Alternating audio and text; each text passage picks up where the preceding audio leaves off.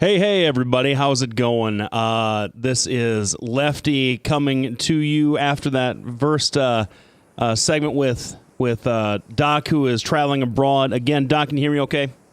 Oh, yeah. I hear you good. I was sitting there shouting in the background, but no one was listening. And I thought, they need to hear about what's going on in Ukraine. They need to hear about what you're doing while you're traveling around before we get into, I don't know.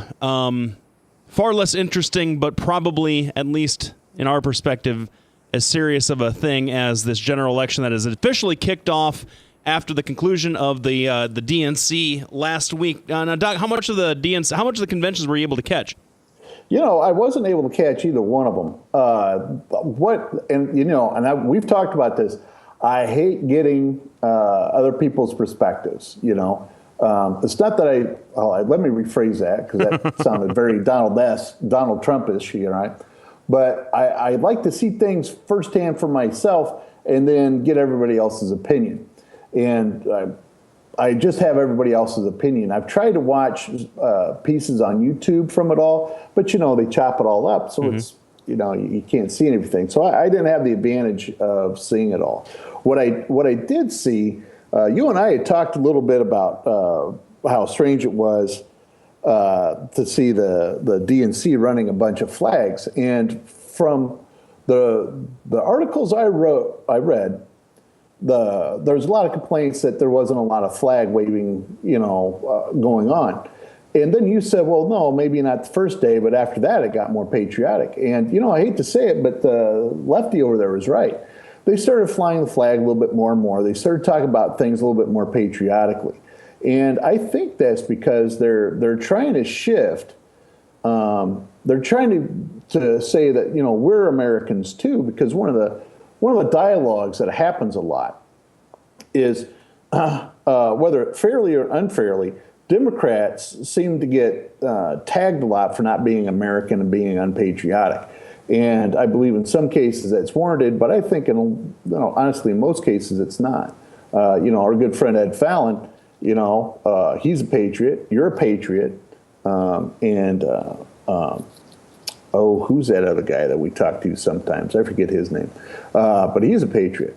He just has a different view of America and what he wants America to be than the rest of us. Doesn't mean he's not a patriot. Well, what I would say to kind of add to that is you saw that a lot.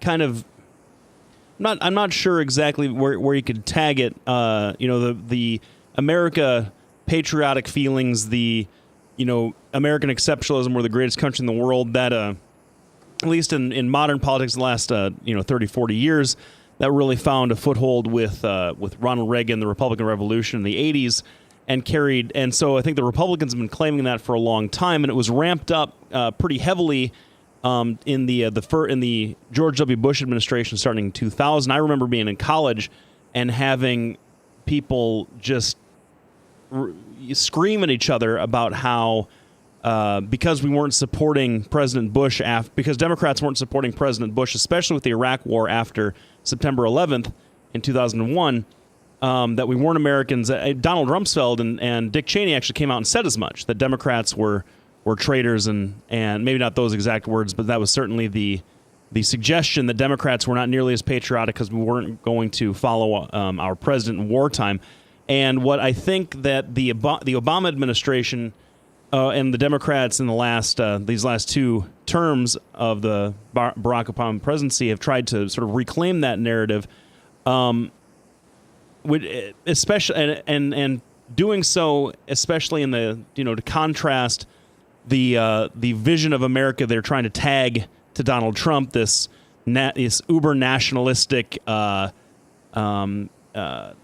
isolationist, we don't like them sort of country that they are that's their critique anyway. And so for somebody that has been in a political party that has been at least when I first became active and voted for the first time back in 2000, during the midst of the Democratic sort of, we don't know what kind of party we are, at the beginning of that political shift, it was a little bit jarring to hear a Democratic National Convention be we're super pro-American. Not that they weren't, but that was the focus. That this hopeful, patriotic stuff was coming from the Democrats and not from the Republicans who tried to own that shining city on the hill narrative for a really long time. Yeah, and I would the bit I saw on YouTube and the stuff I read after we talked about it, I would agree with that. I think commies can be Americans too kind of thing is, I think that's something that's going to resonate with people. I have a cousin of mine who is she's even further left than you are, believe it or not, right? And I have never ever thought of her as nothing but a tremendous American. She's always been very patriotic. She loves the Giants and the Niners, and I think at least from my perspective, part of this backlash with part of this thing with Bush and Cheney and Rumsfeld really was continuing backlash from the Vietnam War. The problem is the people that made the Vietnam vets feel terrible were, honestly, if you go back and read it, were extremists. You didn't have people like Walter Cronkite calling them names like that. You didn't have people at the mainstream media being mean to the Vietnam vets, but you did have a lot of people writing a lot of articles in the magazines about how terrible they were. And you had demonstrations. And I think anymore, the military is extra sensitive, and particularly veterans of all stripes are extra sensitive to how they get treated when they return. And I think, at least for Bush, I think that in part is a holdover from the Vietnam War. I could be crazy, because oftentimes conservative ideology is tagged as crazy.